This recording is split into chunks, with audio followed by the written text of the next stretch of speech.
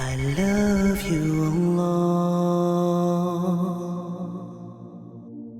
I want us to reflect upon the purpose behind the month of Ramadan. Because when we understand the purpose behind something, we have a means by which we can measure how effective our month of Ramadan is, and we can make changes to make sure that we get the most out of this month. And this purpose has been described to us by Allah AZZAWAJAL in the Qur'an. After saying, A'udhu billahi minash shaitanir rajim, Bismillahir Rahmanir Rahim.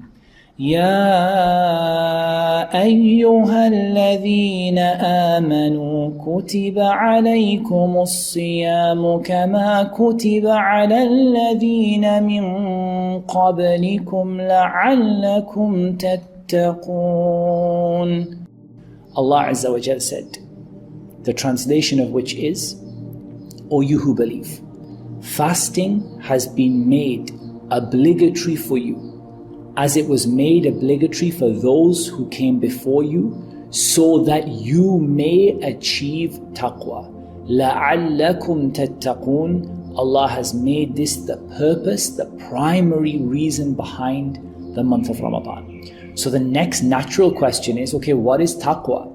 So taqwa is to do as much as you can to become more obedient to Allah and less disobedient to Allah. So the more obedience you do, the more prayers, the more fasting, the more dua, the more hope you have in Allah, the more love you have for Allah, and the less disobedience, the less haram, the less backbiting and lying, and the less haram income, and the less haram actions, and the less looking at haram and listening to haram.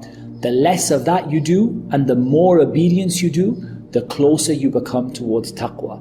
So Allah Azza wa Jal told us, لَعَلَّكُمْ تَتَّقُونَ. This month has been established for us and prescribed for us so that we can become more obedient to Allah and less disobedient towards Allah. And so we have to ask ourselves throughout the month, here's day 1 of Ramadan, day 2 of Ramadan, day 3 of Ramadan. Am I becoming more obedient to Allah and less disobedient to Allah? And if that is the case, then we need more of the same. If you find that there's some disobedience creeping in after Maghrib, we need to take that out, because Ramadan is a training program to become more obedient to Allah and less disobedient to Allah. And so we need to use this as our objective.